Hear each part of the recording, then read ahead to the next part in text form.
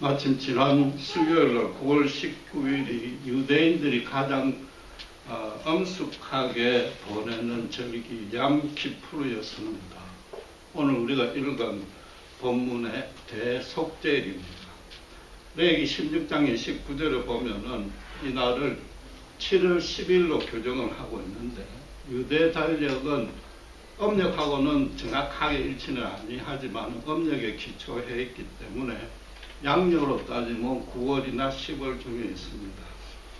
유대 민간력으로는 7월 1일이 새해 첫날입니다. 그러니까 새해 첫날 시작해서 한 열흘 동안은 개인적으로 참회의 시간을 갖고 전 백성이 지난해에 지은 모든 죄를 1년에 한 번씩 여호와 하나님 앞에 용서를 구하는 제사를 드리는 날입니다. 그러니까 당연히 일반적인 제사보다 그 절차가 복잡하고 절차 하나하나마다 신학적인 의미가 다 포함이 되어 있습니다. 그 중에서 가장 중요한 것 네 가지만 우선 살펴보겠습니다. 첫 번째는 전 백성을 대표하는 대제사장만이 이 제사를 집전할 수 있습니다. 다른 모든 제사들은 일반 제사장들이 순번을 정해서 교대로 봉사하기 때문에 전 백성을 대표할 수가 없는 겁니다. 전 백성을 대표한 대제사장이니까 자기를 포함해서 이스라엘 전 백성들이 한 명도 빠지지 아니하고 여호와 앞에 진심으로 꿇어 엎드리는 날입니다. 하나님의 제사함의 긍휼이 필요하지 아니한 사람은 단 한 명도 없는 것이요, 모든 죄는 하나님께 지은 죄입니다. 오직 하나님께 먼저 용서를 구해야 됩니다. 또 하나님만이 용서하실 수 있는 겁니다. 두 번째로는 일반 제사의 경우에 그 제물의 피를 성소, 지성소가 아닌 성소의 분향관에 뿌리거나 성소 밖에 번제단에만 뿌리면 됩니다. 그러나 이 대속죄일만큼은 우리가 읽은 대로 성소와 지성소를 가로막고 있는 휘장을 걷고 그 안에 지성소까지 들어가서 언약궤 위에 피를 뿌려야 됩니다. 언약궤는 알다시피 모세의 십계명의 두 돌판과 만나가 담긴 항아리와 아론의 상난 지팡이 3개가 들어가 있습니다. 이스라엘의 그 모든 현실적인 삶뿐만 아니라 각 사람의 영혼까지도 거룩하게 다스리시는 하나님이 그곳에 임재해 있다는 상징입니다. 바로 그 언약궤에 피를 뿌린다는 것은 백성들 전부가 자기들의 죄값을 죽음으로 지금 여호와 앞에 직접 지불합니다. 그러니까 오직 당신의 긍휼만을 소망합니다 하는 고백인 겁니다. 거기다가 이스라엘은 하나님께서 제사장 나라로 세웠습니다. 아브라함을 갈대아 우르에서 불러낼 때부터 모든 민족의 복의 근원으로 삼아주시겠다고 언약을 맺었습니다. 그러니까 이스라엘의 제사는 이스라엘만의 제사가 아니라 그 제사장 나라로 책임지는 의미에서 제사를 드리는 겁니다. 따라서 전 인류의 죄를 이스라엘이 대신해서 용서를 구한다는 의미도 거기에 예표가 되어 있는 겁니다. 예표란 것은 아직 그 사람들은 모르지만 나중에 어느 땐가는 그와 똑같은 일, 그 의미가 그대로 완성될 것이라는 뜻입니다. 세 번째는 이 제물을 처리하는 방식이 좀 독특했습니다. 나이하고 모양하고 크기하고 색깔까지 똑같은 2마리의 숫염소를 골라가지고 각 양의 머리에 대제사장이 전 백성의 죄를 옮긴다는 뜻으로 기도를 합니다. 기도를 하면서 안수를 해서 그 죄를 전가를 하고 제비를 뽑아서 여호와를 위한 양은 염소는 반드시 죽입니다. 죽여가지고 그 피를 말씀드린 대로 언약궤 위에 7번, 완전한 숫자 7번을 뿌립니다. 그 7번이라는 숫자가 의미하는 것은 백성들의 죄가 차고도 넘친단 말이에요. 죽어 마땅하다. 그게 7번의 우리는 고백인 것입니다. 다른 한 마리는 아사셀을 위한 염소인데 그건 안수만 하고 산채로 강야로 멀리 떠나 보냅니다. 아사셀이라고 이름 붙인 데는 그 뜻이 여러 가지로 의견이 분분합니다. 염소라는 뜻도 있고 죄를 덮는다, 없앤다는 히브리 동사도 아사셀, 발음이 아사셀이고 또 안녕이라는 뜻도 있고 혹자는 강야의 어떤 지명일 것이라고 하는데 어쨌든 여러 가지 설이 있지만은 유대인들은 강야는 사탄이 거주하는 곳이라는 장소라는 인식이 있습니다. 그래서 그 죄를 전가한 염소를 강야로 내보낸다면 죄의 뿌리이자 죄의 원흉인 사탄에게 죄를 돌려보낸다는 의미인 겁니다. 그러니까 올 새해에는 더 이상 내가 죄의 지배를 안 받겠습니다. 사탄과 싸워서 당당히 이기겠습니다. 죄의 영향력에서 벗어나겠습니다라고 다짐하고 기도하는 의미인 것입니다. 네 번째로는 대제사장의 옷에 이날만큼은 소리가 나는 방울을 두게 답니다. 그럼 움직이면 소리가 나는 겁니다. 지성소 안에 대제사장 혼자만 들어갑니다.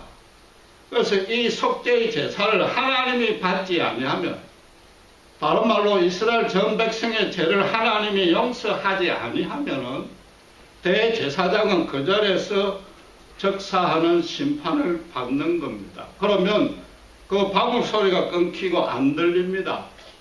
그럼 밖에 있던 성막 밖에 있던 사람들이 들어가서 대제사장의 시신을 수습해 나오는 겁니다. 그럼 뭐냐? 대제사장은 백성의 대표일 뿐만 아니라 백성과 동격화된 겁니다. 대제사장이 바로 이스라엘입니다. 대제사장은 이스라엘과 함께, 목사는 양떼와 함께 살고 죽어야 되는 겁니다. 양이 죽을 때 대제사장도 죽고, 대제사장이 살 때 양도 함께 사는 것이고, 목자는 참 목자의 역할을 하라는 겁니다. 결국 하나님이 이스라엘을 출애굽시킨 목적은 우리가 배운 대로 당신을 경배하게끔 하는 것이고, 성막이 그 역할을, 핵심 역할을 하는 거죠.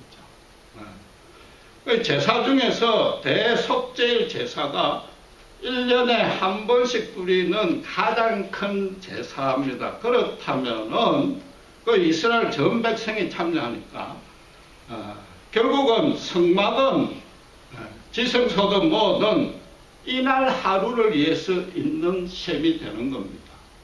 더 확장시켜 이야기하면은 율법을 수여한 목적마저도 이 대속죄일을 위해서 있다고 말해도 과언이 아닌 겁니다.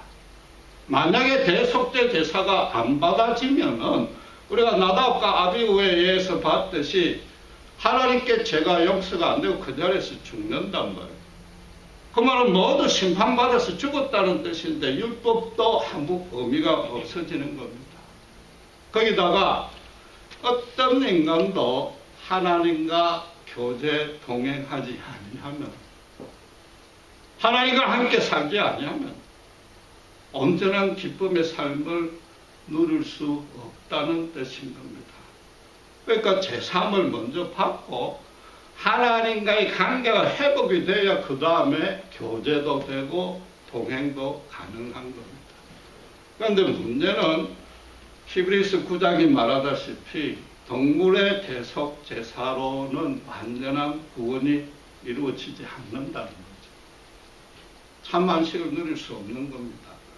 동물로 매년 계속해서 반복해서 제사를 지내야 됩니다. 거기다가 언약궤가 아무리 여호와가 임재하는 상징일지라도 실제로 하나님은 하늘 보좌에 자정해 계신 겁니다. 결정적으로는 이 재물은 아무 죄가 없단 말이에요. 재물은 억지로 끌려온 겁니다.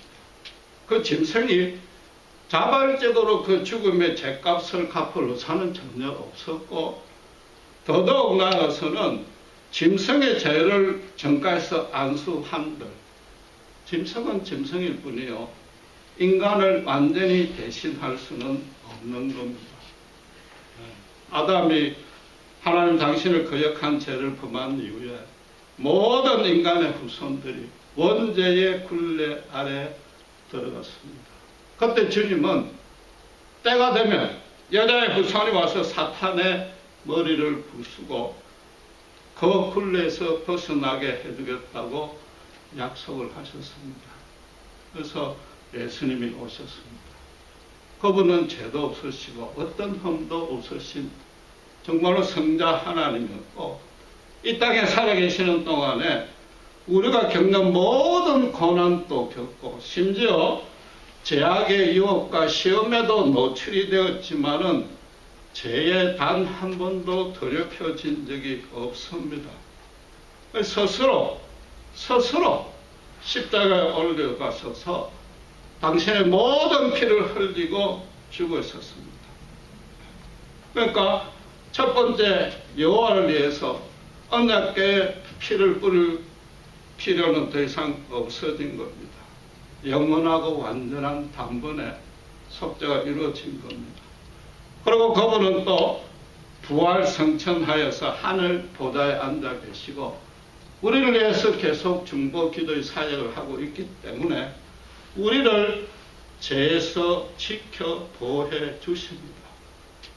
성령님이 우리에 계십니다. 그리고 방금 우리 사랑의 열에서 기도했지만 정말 주님이 어떤 죄도 범하지 않겠고 여러분의 부모들이 기도하신다면 가능한 일입니다. 그래서 아사셀 강야로 보내는 그 양도 이제는 필요가 없는 겁니다. 더 이상 대속죄는 없어진 겁니다. 실제로 주님이 예언한 대로 돌 위에 돌 하나 남김없이 그 예루살렘 성전은 없어졌습니다. 제사 드릴 때도 없습니다. 그런데 참으로 아이러니하게도 이스라엘 사람들은 어떻게 하든지 이 예수를 나무에 매달려고 애를 썼습니다. 그래야만 하나님의 저주를 율법대로 하나님의 저주를 받은 죽음이 되어야만 그 추종자도 없어지고 자기들로서는 이단이라고 정죄를 했기 때문에 그렇게 죽어야만 하나님이 유대교를 깨끗게 해준다고 생각했습니다. 억지로 죽였는데 어떻게 됐습니까? 거꾸로 예수님은 영단번에 완전한 대속 제사를 드리게 됐다. 부활하셔서 구약의 모든 예언들을 성취하셨습니다. 모든 인간을 하나님 앞에 죽어 마땅한 죄인인데도 당신께서 대신 죽음으로 해서 우리에게 씌어져 있던 사탄의 굴레를 그날로 깨끗하게 벗어버린 겁니다. 벗겨버린 겁니다. 그런데 유대인들은 아직도 예수를 메시아로 인정하지 않습니다. 그래서 지난 수요일도 대속죄를 지킵니다. 성전이 없으니까 시나고그 해당에서 지키는데 염소 대신에 닭을 가지고 남자는 숫닭, 여자는 암닭을 가지고 해당장인 랍비가 그 사람 머리 위에 이렇게 세 번 이렇게 흔듭니다. 요대죠. 일종의. 그러고는 제사함을 받았다고 선포를 하는데 그 자리에서 피 뿌림은 없습니다. 대신에 그 닭을 대속죄 양키프로 하루 전날 죽여가지고 고기를 전부 가난한 사람한테 돌립니다. 그런데 지금은 유대인들이 다 참여를 안 합니다. 통계에 의하면 한 50% 정도밖에 참여를 안 하는데 결국 대표 전 백성이 참여한다는 의미도 없고 핏부림의 의미도 없고 그냥 유대인의 종교적인 형식, 전통, 간섭이 된 겁니다. 히브리서 9장 9절에 사실은 예수님 당시에도 이 대속죄를 율법대로 철저히 지켰더라도 사람의 양심상 이건 아니다 하고 안식을 얻지 못한다고 선언하고 있습니다. 그 제일 대표적인 예가 성경에 나오지 않습니까? 여러분 다 아시는 대로 예수님을 밤중에 찾아온 니고데모입니다. 어떻게 하면 천국 갈 수 있습니까? 물었습니다. 이 니고데모는 산헤드린의 공회원입니다. 지금으로 치면 국회의원이고 교단의 아주 높은 지위에 있는 그런 사람입니다. 성경의 기록을 보면 이 사람이 굉장히 온유하고 합리적인 사람이고 평소에 기도나 11조나 금식 구제에 열심히 했던 사람입니다. 아마 틀림없이 사람들 사이에 법 없이도 살 수 있는 착한 사람이라는 칭찬을 들었을 겁니다. 그런데 이 사람이 누가 볼까봐 밤에 살짝 숨어서 예수님을 만나러 왔습니다. 예수님은 나사렛 출신의 이름도 없는 랍비입니다. 정통 신학교 안 나온 비주류 교단의 목사팩입니다. 거기다가 여호와 율법을 제대로 안 지킨다고 오해를 하고 있고 예수님은 성전 제사까지 부인한다고 오인을 받고 있습니다. 그러니까 산헤드린에서 예수님과 그 제자들을 이단으로 규정했습니다. 거기다 자기들의 종교적인 정치적인 기득권을 위협하는 대적으로 보고 자기들 돈벌이가 이제 줄어들 거라고 보고 죽이려고 모의하는 중입니다. 거기에 니고데모가 소속되어 있습니다. 공회에서 그걸 죽이려고 모의하고 있는데 공개적으로 도무지 만날 수도 없고 만나서도 안 되는 입장입니다. 만약에 만나면은 니고데모는 그 유대사에서 자기 신분과 위치를 그 자리에서 잃는 겁니다. 그런데도 밤중에 찾아왔단 말이에요. 뭔가 절실한 문제가 있다. 도무지 해결하지 아니하면 안 되는 그 문제가 있으니까 모든 걸 희생하고도 찾아왔다. 매년 대속죄일에 제사를 지냈고 개인적으로 죄를 지으면 따로 속죄제도 지냈고 모세오경은 줄줄 외우고 외우는 정도가 아니라 자기가 설교도 해야 되는데 목사가 설교를 하는데도 도무지 마음에 평강이 없는 겁니다. 나 하나님께 용서받았다는 확신이 없는 겁니다. 간단하게 이야기하면 나는 죽으면 천국 갈까 안 갈까? 그게 도무지 답이 없는 겁니다. 그 정도로 거치면 괜찮은데 바울이 로마서 7장 18절에서 23절에 고백한 대로 나는 선을 하기를 굉장히 원하는데 원하는 선은 행하지 아니하고 도리어 악만 행하고 있었고 그러다 보니까 자기가 자기를 보더라도 제2의 법에 사로잡혀가는 자기 자신이 발견했다. 그런 처지에 있는 거죠. 남들은 자기 보고 아무리 경건하고 이롭고 법 없이도 살 수 있다고 칭찬을 듣는데 들으면 들을수록 정작 본인은 나는 내 자신을 아는 거죠. 하루에 수십 번씩 온갖 탐욕이 생기고 돈 때문에 집안 식구들과 원수도 되고 교회 안에서마저도 말 한마디에 서로 상처받고 주고받고 어떤 때는 내가 봐도 나를 부인하고 싶다는 거죠. 바울이 제2의 법에 사로잡혀가는 내 자신을 본다고 얘기했다시피 내가 내 자신이 싫고 나를 부인하고 싶을 때도 있더라고요. 그런데 남들은 자꾸 목사님 은혜 받았습니다 그러니까 어렵다는 칭찬을 받으면 받을수록 더 괴로운 거죠. 더 힘든 거다. 그런데 자기들이 이단 종파라고 이미 선언하고 파문했던 예수와 그 제자들을 보니까 이건 전혀 딴판이거든요. 뭐 병을 고치는 기적뿐만 아니라 그들이 모여있는 데는 기쁨과 자유와 평강과 안식과 활력이 넘친다는 소문이 들리는 겁니다.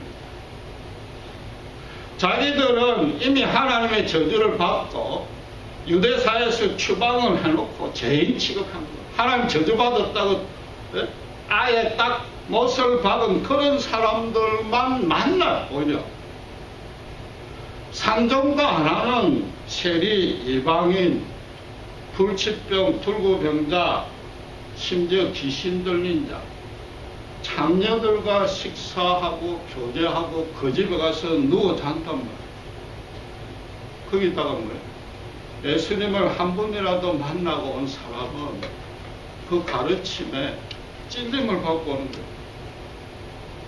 자기 육신만이 아니라 정신까지 치유가 되어서 오고, 예수님에게 기도를 한 번만 받은 사람도 생전 처음으로 참 안식을 누렸다고 고백을 한다면, 한결같이 그런 고백을 하니까 니고데모로서는 너무나 궁금한 겁니다. 내가 평생을 수양을 했는데, 평생을 말씀 보고 기도했는데, 나는 오히려 너무나도 공고하고 갈급한데 도대체 저들이 누리는 평강과 기쁨은 뭐냐? 이거 거짓말 아니냐? 정말로 진짜냐? 감정하는 게 진짜냐? 알고 싶어진 거죠. 만약에 사실이라면 나도 거기에 참여해서 누리고 싶다. 도무지 견딜 수 없어서 찾아왔답니다. 찾아왔더니 예수님의 대답은 전혀 엉뚱합니다. 성령으로 거듭나지 아니하면 천국을 볼 수 없다고 그러거든요. 이 사람이 육신으로 한 태어나면 그만이지 두 번 태어난 게 무슨 뜻인지 몰라서 실망해서 돌아갔습니다. 니고데모로서는 예수님께서 십자가에 죽고 부활한다는 그 얘기도 미처 못 들었고, 오순절날 성령이 와서 우리에게 임재해주고 마음을 변화시킨다는 건 전혀 못 들었습니다. 이 사람들은 니고데모로서는 아직은 십자가를 모른답니다. 신약 교리를 모른답니다. 니고데모가 정작 몰라서 돌아간 이유는 뭐냐 하면은, 사실은 오늘 본문 대속죄일의 의미를 모르고 돌아갑니다. 대속죄일이 뭔지도 모르고 계속 형식적으로 제사만 드린 거예요. 교회 나와도 진정한 핵심과 기쁨이 없이 그냥 형식적으로 주일날 왔다 갔다 한 그것뿐이란 거예요. 대속죄일을 7월 12일로 정한 것이 성경의 명시적인 설명은 없습니다. 그러나 이스라엘이 금송아지 만들어 놓고 그 앞에 엄란하게 숭배했던 그 죄를 모세가 우리가 다 배웠듯이 최하 3번 이상 간절히 중보 기도했고, 마지막에 하나님께 용서를 받아서 십계명을 2번째 돌판을 받아가 내려옵니다. 그 날이 7월 10일이었다는 게 정설로 이제 받아들여지고 있습니다. 대속죄의 의미가 뭐예요? 하나님의 용서의 은혜를 받았다는 것이다. 거기다가 더 중요한 것은 모세로부터 예수님까지 약 1500년이 지났는데, 그렇다면은 대속죄일을 1500번 드렸다는 거죠.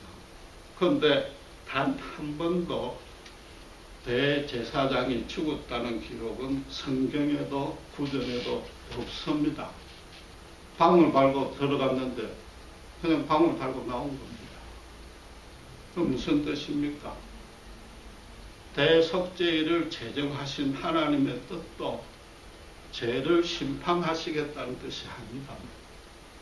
처음부터 끝까지 하나님 당신 앞에 순전하게 엎드리면 언제든지 용서해 준다. 그게 이 양키프로의 뜻이란 말이에요. 그런데 니고데모는 제사를 안 드리면 죽는다. 거기에만 초점을 맞춥니다. 예수님은 뭐예요? 예수님은 당신의 몸으로, 당신의 피로 온전히 다 갚으셨다. 언제든지 용서해 준다. 십자가 앞에 나오면 어떤 극악한 죄인들하고 십자가 상의 오른쪽에 강도처럼, 세상 법정에서는 완전히 사형에 처해 수십 번 죽어도 마땅한 그 죄인도 예수님의 사랑 앞에 엎드리면 너가 내일 나와 함께 낙원에 있으리라 그랬다. 여러분, 이 대속죄일은 200만의 백성들이 동시에 딱 한 번 참석하고 그 200만의 백성을 다 용서해 줬습니다. 그렇죠? 세상에서는 바늘도둑 따로 있고 소도둑 따로 있고 그분이 따로 다 달라야 됩니다. 그러나 하나님의 법정에서는 소도둑이나 바늘도둑이나 똑같답니다. 그 사람을 용서해 주는 겁니다. 200만 명을 동시에 그 범죄한 행동을 용서해 준 게 아니다. 왜냐? 그 모든 자들이 당신께서 만드신 당신의 자녀이기 때문이다. 그러니까 오늘 레위기 16장 29절에 보시면은 히브리인만 뿐만 아니라 유대인들 중에 우거하는 자도 참여시켰습니다. 그 외국 사람입니다. 이방인이니까 율법도 모릅니다. 그 전에 속죄제 한 번도 드린 적 없습니다. 그러나 이 대속죄일 만큼은 이방인도 참석시키고 그걸 별칭으로 뭐라고 그랬는가 하면은 큰 안식일이라고 했습니다. 큰 안식일. 모든 사람을 다 용서해 주는 거예요. 니고데모는 틀림없이 그날 돌아가시고 난 이후에 예수님과 제자들이 어떻게 행하는가 그 행적을 유심히 지켜봤을 겁니다. 그렇죠? 예수님은 나쁜 일 단 하나 한 것 없습니다. 선한 일만 다 하시고 로마의 반역도 안 했습니다. 대신에 뭐 성전을 헐라 내가 3일 만에 다시 세우겠다. 그 선언 한마디 했습니다. 하나님의 그러니까 유대인들이 하나님의 저주를 받는 십자가에 처형을 했는데 예수님이 그 처형장에까지도 마지막까지도 단 한마디도 그 상대에 대해서 꾸중도 안 하고 야단도 안 치고 변명도 안 하고 핑계도 안 하고 그냥 말없이 죽으셨단 말이에요. 십자가에 달린 날 그 성소 안에 지성소와 성소를 가르는 휘장에 여러분 알다시피 마태복음 27장 51절의 기록대로 말 두 마리가 양쪽에서 끌어도 안 찢어지는 그런 튼튼한 장막이 위에서 아래로 저절로 찢어졌다고 했습니다. 하나님이 그 장막을 제거해버렸답니다. 대제사장이 1년에 1차 염소의 피를 가지고 더 이상 들을 필요 없다. 더 이상 대소가 필요 없다. 동물을 그만 바쳐라. 내 아들의 피를 받았다. 완전한 피를 받았다. 누구든지 그 아들의 피의 공로를 믿는 자는 담대하게 하나님 보좌 앞으로 나오라. 언제든지 용서해 준다. 그 메시지였단 말이에요. 그러니까 니고데모가 침례 요한이 예수님께 안수하는 침례 주고 난 다음에 세상죄를 지고 가는 어린 양이라고 했는데 또 예수님이 생전에 자기 몸이 성전이라고 그랬고 3일 만에 성전을 재건하겠다는 것이 무슨 뜻인지 이제 니고데모가 깨달은 겁니다. 예수님이 영원한 하늘의 처소에 올라가서 하나님 직접 계신 그 보좌 앞에 온전한 제사를 드렸다. 니고데모는 결국 어떻게 됐습니까? 예수가 그냥 단순히 도덕적인 종교적인 스승이 아니라 저분이야말로 정말 하나님입니다. 구약에서 예언하고 그걸 단한치 오차없이 그대로 성취하신 하나님이 보내신 메시아 하나님이시고 나를 깨닫고 이제는 뭐예요? 자신의 행동 하나하나를 반성하는 게 아니라 자신의 전 인격체, 전 인생을 예수님에게 바쳐. 그게 구원이요, 그게 믿음. 여러분 성경은 처음부터 끝까지 딱 한 가지 메시지입니다. 뭐 의신청이 뭐 이렇게 신학적으로 어렵게 할 필요 없습니다. 딱 한 가지 메시지입니다. 나는 너의 하나님이다. 너희는 내 백성이다. 나는 너의 아버지다. 너희는 내 자녀다. 내가 너희를 얼마나 사랑하는지 알라. 그게 창세기부터 요한계시록까지 딱 그 메시지입니다. 여러분, 부모가 자기 몸에서 난 자식이 아무리 잘못해도 사랑합니다. 10손가락 깨물어서 아프지 않는 손가락 단 하나 없습니다. 하나님이 우리를 창조하시고 우리를 지으시기 때문에 그 자식으로 사랑한다는 게 성경이 하는 얘기입니다. 처음부터 끝까지 그 사랑의 변함이 없는 겁니다. 그러니까 예수님도 그렇고 하나님도 애국과 로마에 직접 정죄하거나 심판하지 아니했습니다. 그들도 당신의 자식입니다. 그들을 벌 준다고 가들이 바뀌는 게 아니고 오직 예수님의 십자가 사랑으로만 그 사람들이 변화되기 때문에 그랬고, 그 일을 지금 제사장나로로 부른 신자들이 그 일을 해야 된다는 겁니다. 그게 전도에 미련한 것으로 복음을 전해야 되는 겁니다. 흔히들 예수만이 구원의 유일한 길이라는 게 절대로 기독교란 종교를 택해서 믿으라 이런 얘기 아닌 겁니다. 교회에서 가르친 대로 뭐 기도하고 뭐 같이 모여서 찬송 부르고 이것도 아닌 겁니다. 예수 믿으라는 얘기는 성경의 하나님, 당신께서 지으시고 당신의 자녀로 지금 또 붙들고 있는 그 사랑, 그 사랑을 제발 알라면 그게 예수 믿는 거의 근본이다. 당신의 품으로 돌아오라고. 그게 아담 때부터 시작해서 다윗, 아브라함, 모세, 에레미야 모든 언약의 내용이 동일한 겁니다. 내가 너희 아버지다. 선지자의 메시지도 똑같습니다. 다른 모든 죄는 내가 용서해준다. 살인도 용서해주고 남자 5 두고 또 새 신랑하고 사는 그 죄도 용서해준다. 그러나 하나님 당신의 살아있는 걸 모르는 게 아니고 그 당신의 사랑을 모르고 거부하는 것은 용서할 수 없다. 그게 심판한다는 얘기가 아니고 하나님 당신을 모르고 하나님 당신의 사랑을 모르니까 죽고 난 이후에도 똑같이 하나님 모르겠다 그 얘기입니다. 실제로 요한복음에 보면은 믿지 않아야 하는 것이 그게 벌이라고 얘기했지 믿지 아니한다고 더 무슨 뭐 뜨거운 물 따라주지 아니했단 말이에요.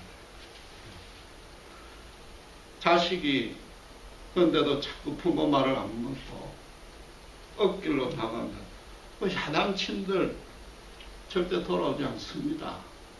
부모가 큰아들은 잘해주고 나는 갈시해가지고 거기에 나를 사랑 안 하는가 보다 해서 밖에 나가 깽들하고 어울려서 나쁜 짓 하는데 그 야단친다고 돌아오겠어요? 야단치면 더 어긋나죠. 부모가 그냥 그 자식 앞에 얼마나 사랑하는지 보여주는 수밖에 없단 말이에요.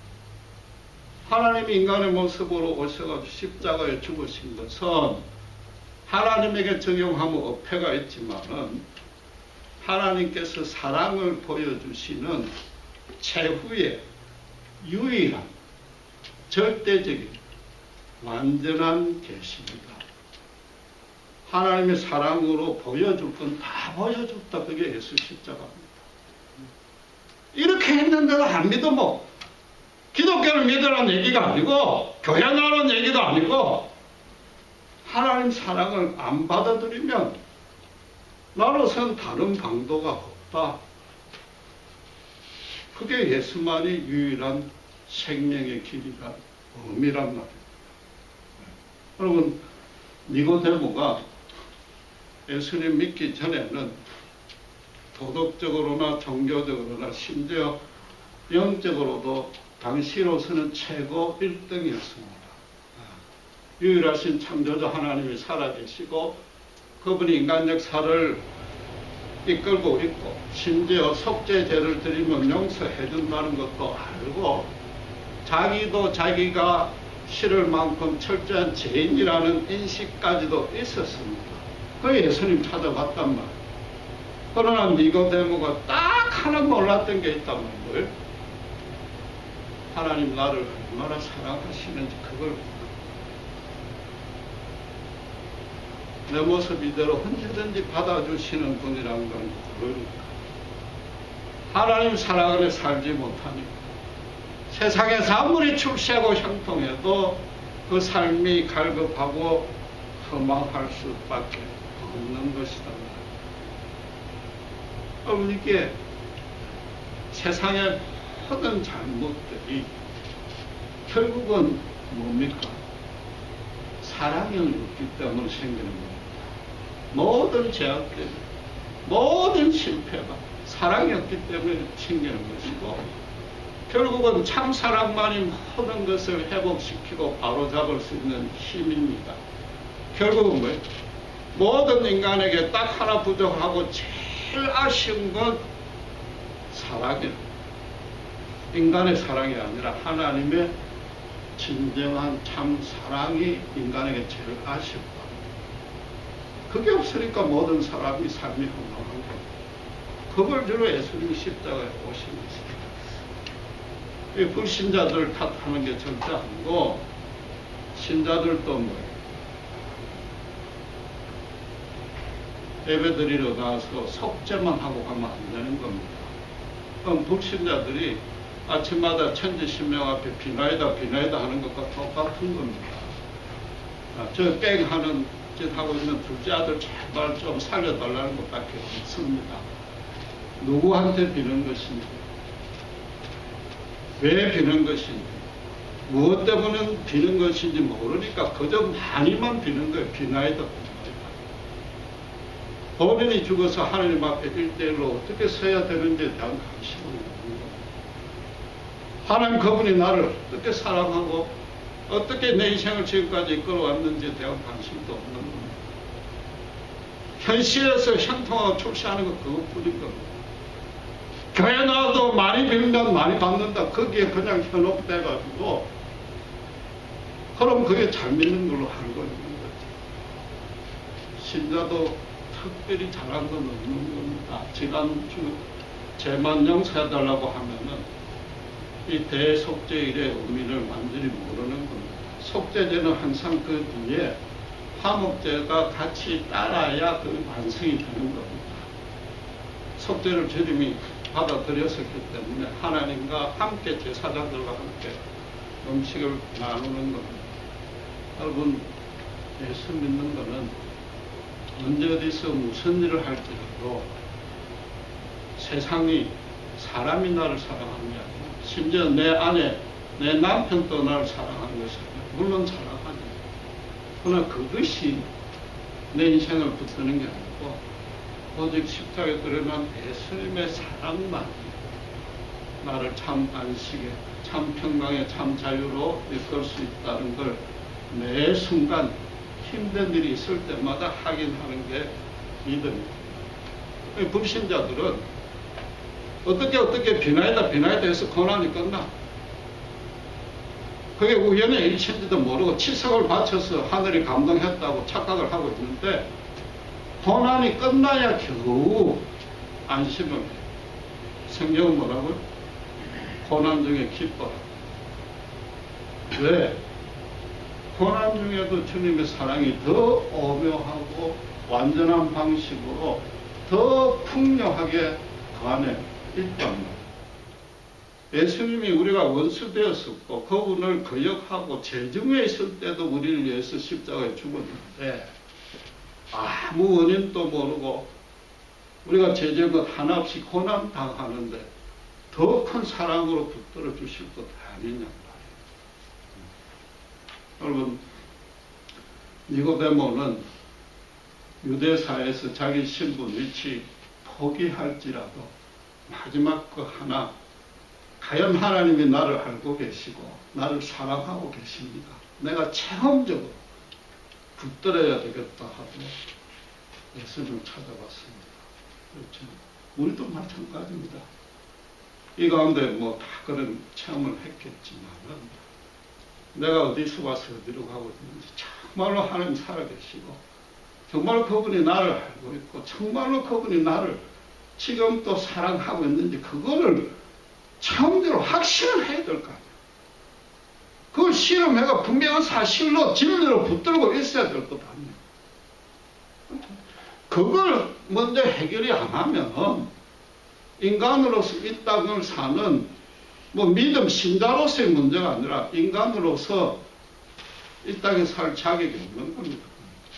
비겁한 겁니다. 아주 비겁한 겁니다. 하나님이 있으면 있고 없으면 없는 거고 없으면 없는 대로 마음 놓고 사셔야 돼요. 그게 오히려 당당한 겁니다. 하나님이 있다면 그분이 어떤 분이냐? 정말로 나를 사랑하고 있고 나를 붙들고 있는가?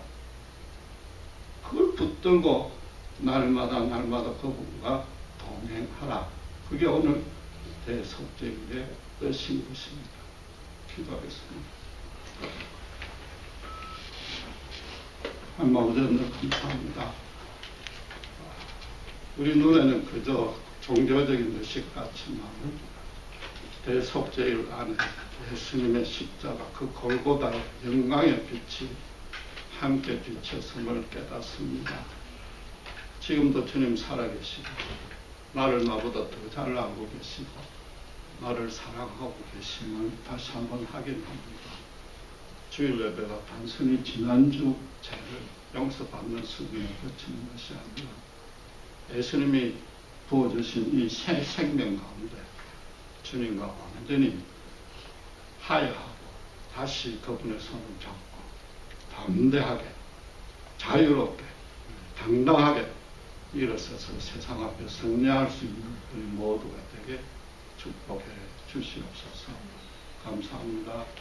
우리 예수 그리스도의 이름으로 기도드렸습니다.